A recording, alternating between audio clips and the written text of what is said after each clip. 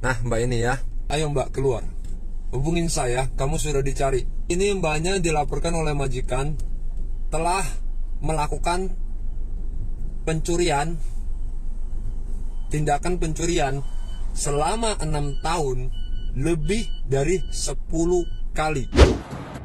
Kesediaannya menyisihkan sedikit rezekinya untuk mengangkat barang tersebut. Dan ini saya tidak memaksa, mohon kiranya seikhlasnya.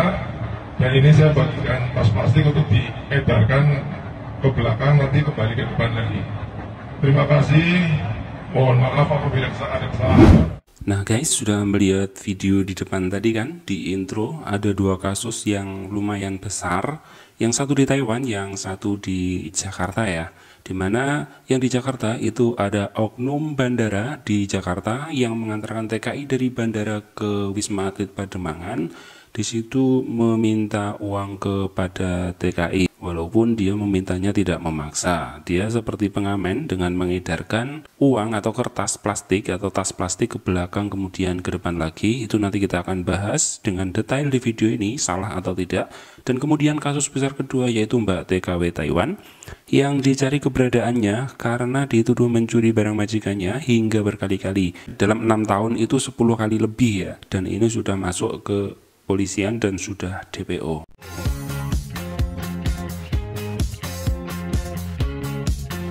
Dalam akun TikTok yang diunggah oleh akun Tiar Aza, sopir bus tersebut menggunakan pengeras suara dan mengatakan atau meminta uang kepada TKI seikhlasnya. Nah, kata-kata sopir bus itu kalau tadi gak jelas, ini saya ulangi. Jadi dia berkata gini ya. Mohon kesediaannya menyisihkan sedikit rezeki untuk mengangkat barang bawaan TKI.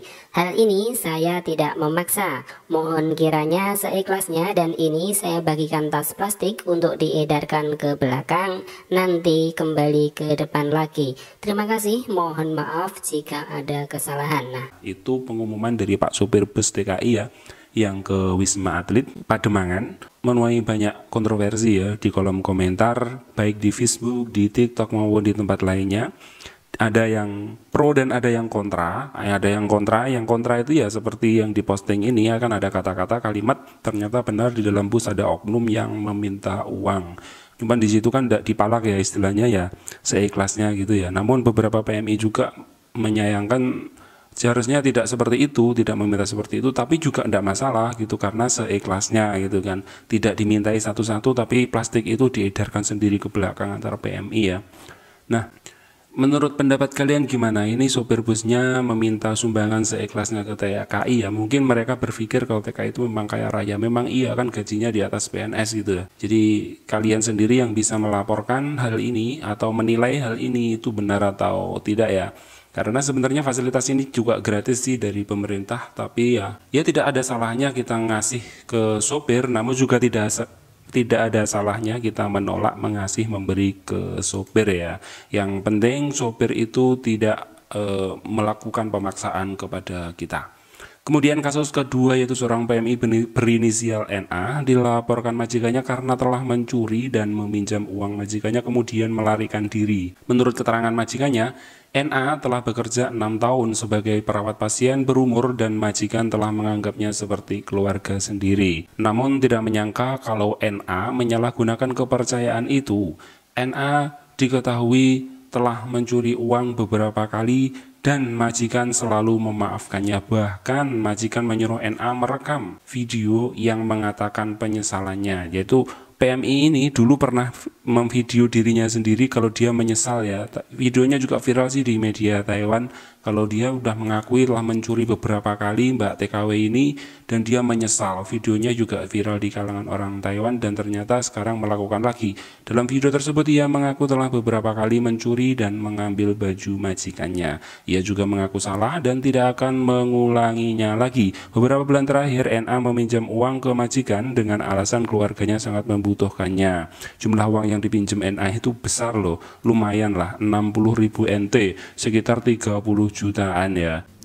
Setelah meminjam uang, tepatnya pada 27 Februari kemarin, baru-baru saja, lalu sekitar pukul 10 malam NA kabur dari majikannya. Nah, udah dipinjemin uang malah kabur. Hal tersebut terekam jelas melalui CCTV di dalam rumah majikannya. NA keluar melalui pintu garasi dan hanya membawa koper kecil. Sebenarnya majikan selama ini merasa kasihan dan selalu memaafkan NA. Karena menurut majikan, NA datang jauh-jauh ke Taiwan pasti merasa kesulitan. Akan tetapi, kali ini majikan tidak lagi memaafkannya dan melaporkan NA ke polisi dengan tuduhan NA telah meminjam uangnya dan majikan tidak tahu harus kemana mencarinya. Sementara itu, kepada tim Bocikrak dan Faisal Shoh mengatakan bahwa ia akan mencari dan menghubungi NA. Ia ingin mengetahui permasalahan sebenarnya, kenapa kok dia pinjam uang terus. Faisal berpesan bagi siapa saja yang mengetahui keberadaan NA untuk menghubunginya. Nah, kita juga nggak tahu ya masalahnya Mbak NA ini, apakah itu kebiasaan yang jelek atau dia dalam kondisi dipengaruhi oleh seseorang. Biasanya kan juga gitu ya, ada yang dipengaruhi oleh pacar yang dikenal di media sosial, itu serasa terhipnotis, jadi dia sering melakukan hal-hal yang di luar nalar. Contohnya seperti ini, karena dimintai uang, dia nggak punya uang, dia sering mengambil milik orang lain. Dia mengaku keluarganya seperti ini. Ini juga tanda kutip, apa masalahnya ya memang belum ada yang tahu, kalau NA sendiri belum mau muncul di permukaan ya. Nah, bagi NA sebaiknya daripada nanti permasalahannya semakin runyam, semakin berat, lebih baik ya menyerahkan diri. Ya, kalau takut ya datangin Bocikrak atau Faisal Shoh, itu lebih baik ya, karena dengan begitu nanti kasusmu akan lebih ringan. Dan bagi teman-teman yang lain, dijadikan pelajaran aja kasus ini ya, baik kasus di bus maupun kasus pencurian ini, supaya kita lebih hati-hati lagi kalau dipercaya sama orang lain. Ingatlah, usaha itu tidak akan pernah mengkhianati hasil, kecuali hasil itu didapat dengan cara mengkhianati orang lain, maka kamu kehidupannya nggak akan pernah nikmat ke depannya.